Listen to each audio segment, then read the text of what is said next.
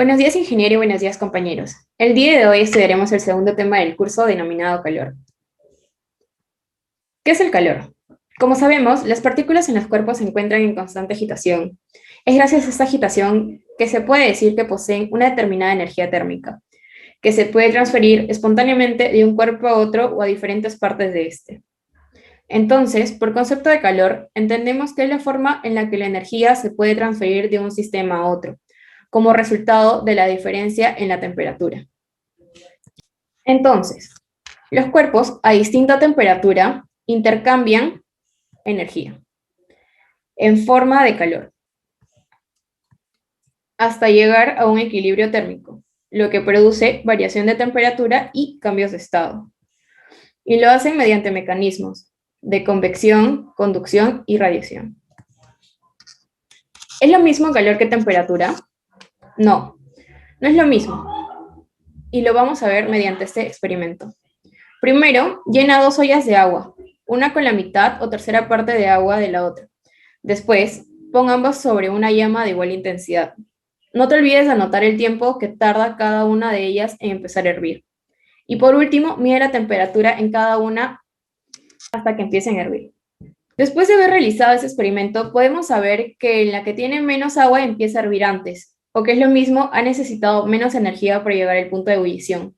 Y a su vez, si mides la temperatura al comenzar a hervir en los dos casos, ambas temperaturas son iguales, en un entorno a 100 grados centígrados. Esto es debido a que el fuego transfiere energía a la olla y esta a su vez al agua. A esa energía transmitida la conocemos como calor. En la que tiene menos agua se ha empleado menos calor para llegar a la misma temperatura.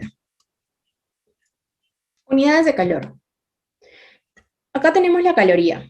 Es la cantidad de calor necesaria para elevar la temperatura de 1 gramo de agua de 14,5 grados Celsius a 15,5 grados Celsius. También tenemos su simbología, que es la cal. La unidad térmica británica, que es BTU, es la cantidad de calor necesaria para elevar la temperatura de 1 libra de agua en 1 grado Fahrenheit. Y por último tenemos el joule, que es la cantidad de trabajo o energía producida por una fuerza constante de 1 newton durante 1 metro de longitud en la misma dirección de la fuerza. También tenemos las equivalencias. La capacidad calorífica. La capacidad calorífica de un cuerpo es la relación que hay entre el calor suministrado al cuerpo y su incremento de la temperatura. Se puede calcular a través de la siguiente fórmula, donde la C es la capacidad calorífica. Se puede estar en joule por Kelvin o también por calorías y grados centígrados, donde la Q es el calor intercambiado, que puede estar en joule o también en calorías, y la variación de temperatura, que puede estar en Kelvin o grados centígrados. Calor específico.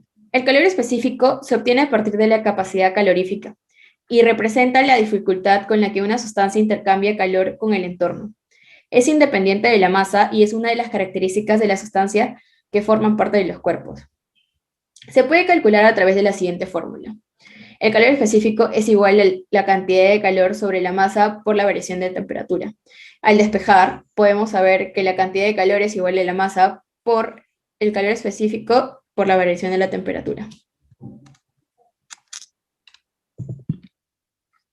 El calor específico depende cómo se ejecute el proceso. En termodinámica, el interés se centra en dos clases de calores específicos: el calor específico a volumen constante y el calor específico a presión constante. Aquí tenemos los valores para el gas helio. A volumen constante, tenemos que la masa es de 1 kilogramo, la variación de temperatura 1 grado centígrado y el calor específico es de 3,2. Y tenemos que a presión constante la masa es de 1 kilogramo, la variación es de 1 grado Celsius y el calor específico es de 5,19. Los valores de sustancias conocidas. Aquí tenemos un cuadro donde podemos apreciar los valores de calores específicos a sustancias conocidas, como el agua, aire, aluminio, bronce, cobre, concreto, hielo, plomo, vidrio y zinc. La capacidad calorífica molar. La capacidad calorífica molar es la cantidad de calor necesaria para elevar la temperatura de un mol de gas. Aquí Tenemos un cuadro donde también podemos ver los valores aproximados de calor específico y capacidad calorífica molar de sustancias conocidas como el aluminio, berilio, cobre, etanol, etilenglicol, hierro, hielo, plomo, mármol, mercurio, sal, plata y agua.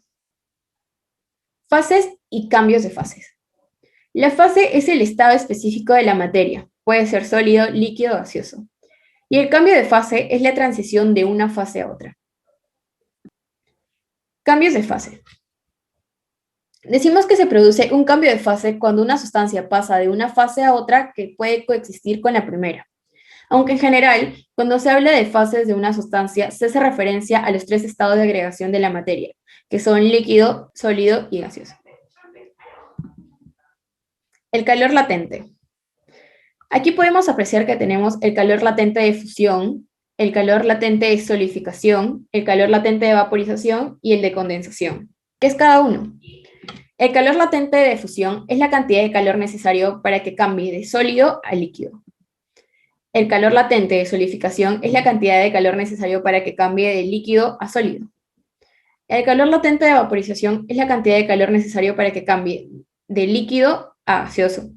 Y finalmente, el calor latente de condensación es la cantidad de calor necesario para que cambie de gaseoso a líquido. El calor sensible. El calor sensible es el calor requerido para realizar un cambio de temperatura de una sustancia sin que cambie de fase. Lo podemos hallar con la siguiente fórmula. Aquí una tabla donde tenemos el calor de fusión y vaporización de algunos elementos químicos como el aluminio, azufre, bismuto, bromo, cloro, cobre, helio, hidrógeno, hierro, litio, mercurio, neón, níquel, nitrógeno, oro, oxígeno, plata, plomo, silicio, sodio, uranio y zinc. Y aquí otra tabla donde obtenemos el calor de fusión y vaporización, pero de algunos compuestos y alimentos. Calorimetría. La calorimetría se encarga de medir la cantidad de calor generada o perdida en procesos físicos o químicos. Intercambio de calor. Es la cantidad de calor ganado más el cedido es igual a la cantidad de calor perdido por paredes.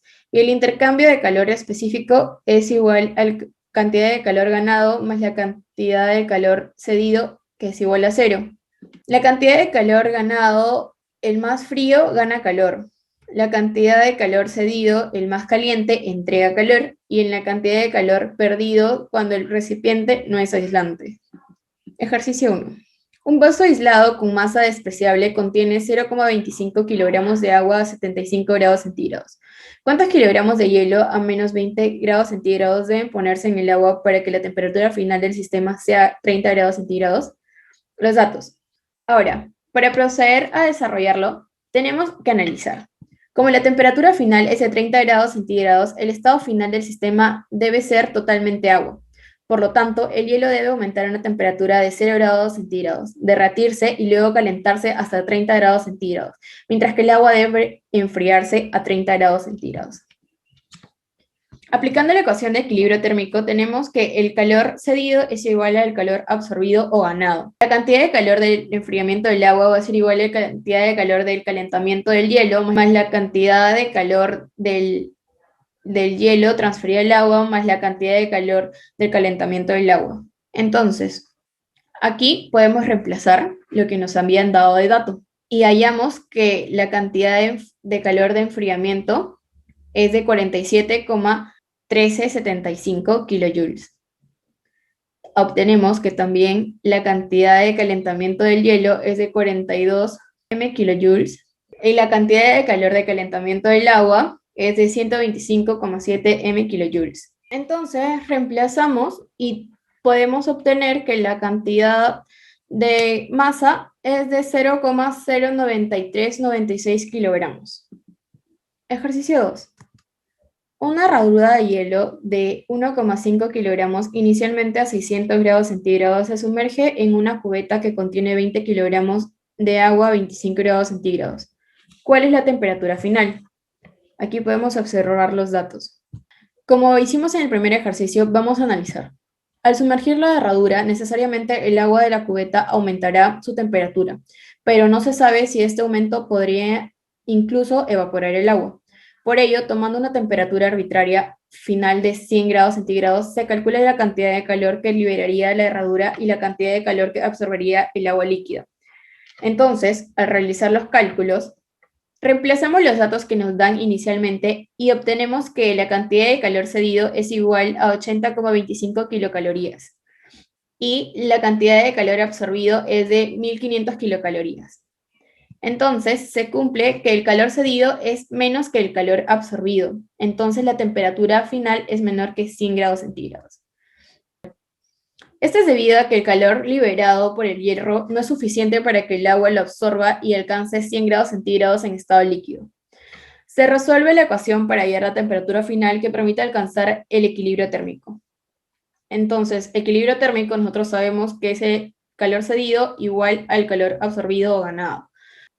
Como no habrá cambio de fase, sabemos que la masa del hierro, por el calor específico del mismo y por la variación de la temperatura, va a ser igual a la masa del agua por el calor específico del agua por la variación de la temperatura. Reemplazamos los datos y finalmente obtenemos nuestro resultado, que es la temperatura final, siendo esta de 29,578 grados centígrados. Gracias.